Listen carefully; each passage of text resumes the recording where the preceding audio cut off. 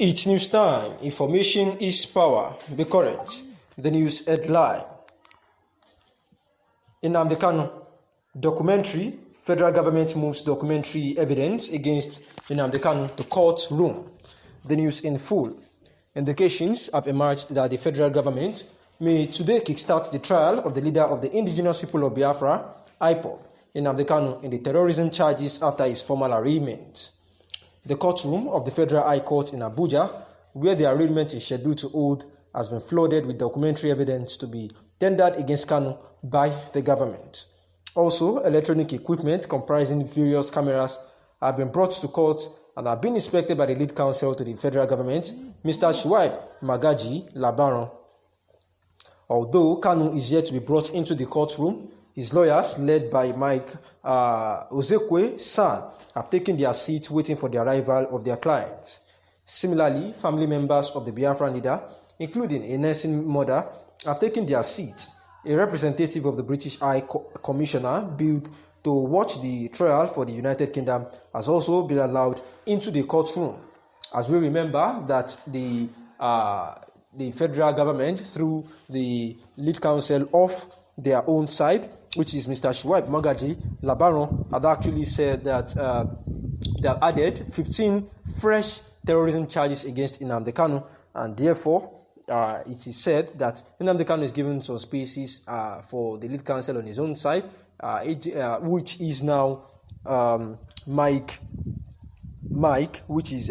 Ozekome, the senior advocate of Nigeria, which Ejimako actually introduced as the new lead counsel for the case, actually preparing, and have actually said that they are prepared well to ensure that Nnamdi Kanu regains his freedom, and also that the fresh charges given against him are just the literary method of the federal government, but then it will end up in futility. Also, a representative of the British High Commissioner, billed to watch the trial for the United Kingdom, has been allowed into the courtroom, as we know that the United States had actually replied after Ejimako wrote a letter to them that they need somebody from their own end, because Nnamdi Kanu is a British citizen, and as a result, they had called them to come and observe so that there can be a fair trial of Nnamdi Kanu. And the British had said that if at all they will do that, they can only provide a consular staff to just participate in an observational capacity. And today, the case is going on. Is going on in the court, and we are going to see how the whole thing is going to unfold today, as Nnamdi Kanu is expected to be in the courtroom any moment from now, because family members and also Biafra members had actually been there, including Showore and other Biafrans, in solidarity with Nnamdi Kanu. The court's jurisdiction to try him on the terrorism charge on the grounds that the alleged offences were committed in the United Kingdom and not in Nigeria. Kanu was in June 2021 rearrested in Kenya and extradited to Nigeria to face his trial, and had since then been confined to the detention facility of the Department of the State Services DSS in Abuja on the order of the court. He was first arrested in Lagos in 2015 by operatives of the Department of State Services DSS and was arraigned alongside 4 others in 2016. Justice Binta Nyako, however, granted him bail in 2017, but it was said that he jumped bail and fled to Europe, where he continued his agitation for Biafra. Meanwhile, the pro-Biafra agitator had urged his followers to conduct themselves with decorum during his appearances in court. Also, a security operative said that IPOB members and Kanu supporters should conduct themselves in the best way possible during today's court proceedings. The superintendent of police with force headquarters, who wished to be anonymous, warned that security operatives would apprehend Kanu's followers who behave unruly. Security operatives will not shy away from arresting and also prosecuting those who try to misbehave at the Federal High Court. Kanu's lawyer and himself should tell his followers, to conduct themselves in the best possible way. Behaving like thugs will not help them. And this was the wordings of the superintendent of police, police force headquarters, who says that he wants to remain anonymous. Buhari had told Southeast leader, who visited him some time ago, that he would consider releasing Nnamdi Kanu. However, during an interview of recent, he had actually said that he would not be able to check into that. Also, the Independent National Electoral Commission, INEC, has said that it was going to constitutionally bound to register qualified political associations as political parties, where the INEC National Commissioner and Chairman Information and Voter Education Committee, IVEC, Festus Okoye, said this in an interview with Daily Trust, saying that this is as he also said that 101 political associations have applied to the commission to be registered as political parties ahead of the 2023 general elections. The fight against the banditry, IPOB and Boko Haram. The Nigerian military troops alongside local vigilantes have, on several occasions, neutralized bandits, ISWAP terrorists in the northern part of Nigeria and bombarded the camp of IPOB in the southeast Nigeria. Like the saying goes, if you cannot beat them, you join them.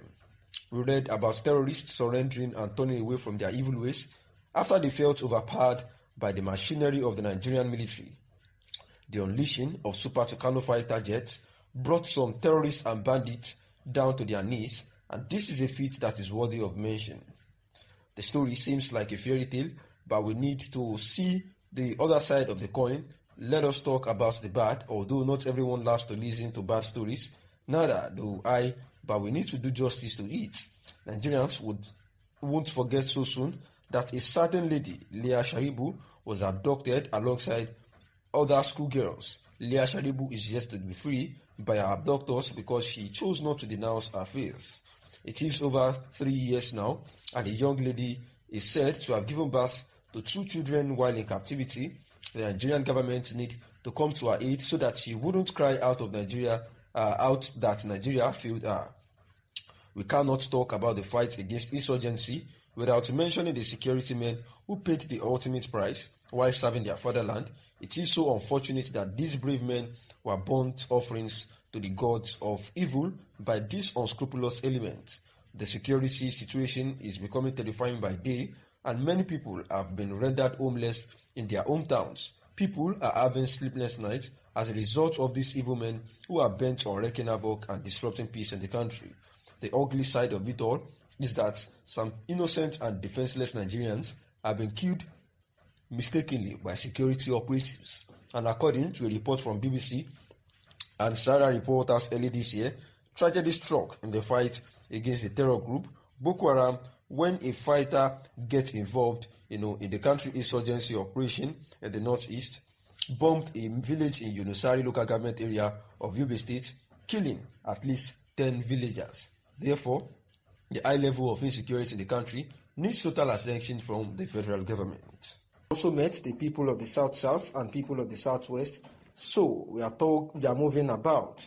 Ogbunaya called on Nigerians to support someone from the Southeast for president in 2023, saying that they want to use the opportunity to remind the ACF that in 1959 the Igbo through Dr. Nnamdi supported the North. Thanks for listening.